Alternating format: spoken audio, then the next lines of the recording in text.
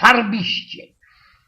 Bo jak ci ostatnio napytali mnie przecie na takim wartko zorganizowanym anwajongu, taki parapetowie, jak to młodzioki troszkę godały. Moim znajomym udało się, mieli srogi mazel, skalić dwa po mieszkaniu, lajski się szykownisto chałupa koleszczynu. A taki anwajung, miankujecie, darmowe jodło, słypanie, chętliwe się zawdy znajdą, to ty skuplowała się tam dosyć i sporo trzylotka. Te moje przyjaciele, mam synka i niewioska, w to żyło od jakiegoś czasu, starają się o dzieciom, ale nie za tyle im to byłajś. Kiedyś wszystko się z dziewką oskulało, kamractwo już było mało wiele chycone, napoczli się roztomajte osprowki kajsich bekach, modo, znaczy się niewiastka tych moich przyjacieli, tyż już deczko nawalono, zgodała się o tym, jak ci to ty żłoni ze jej chopym planirują te dzieciom, jak ci go festelnie chcą, jak się tyż fest bierą do tego i takie tam mecyje. I ona z modą wyjechała z takim auzdrukiem. Ale mój chłop ma z tymi rzeczami jakieś problemy. Tuż ja chodzimy do poradni na jakieś roztomajte obadania i takie tam jeszcze pierdoły.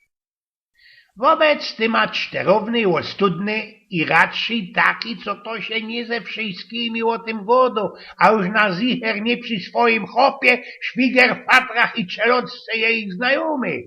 Gospodarz i jego synek poczerwienieli na presach, letko się napoleli, mory ich wzięli, ale się wstrzymali.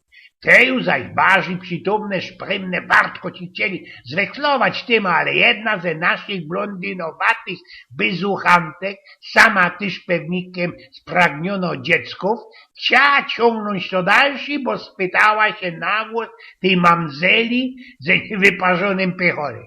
A kiedybyście wam się tak urodził, syneczek, to jak go będziecie mianować? Syn gospodarza we łokam żyku genau wpasował się i podwie jego iptowato, baba się nie ozwała, tubalnym sznaps barytonem oznojmił. Jak będzie corny, to go mianujemy Michael. Jak będzie oliwkowy, to Ahmed. A jak blank żółty, to Juan.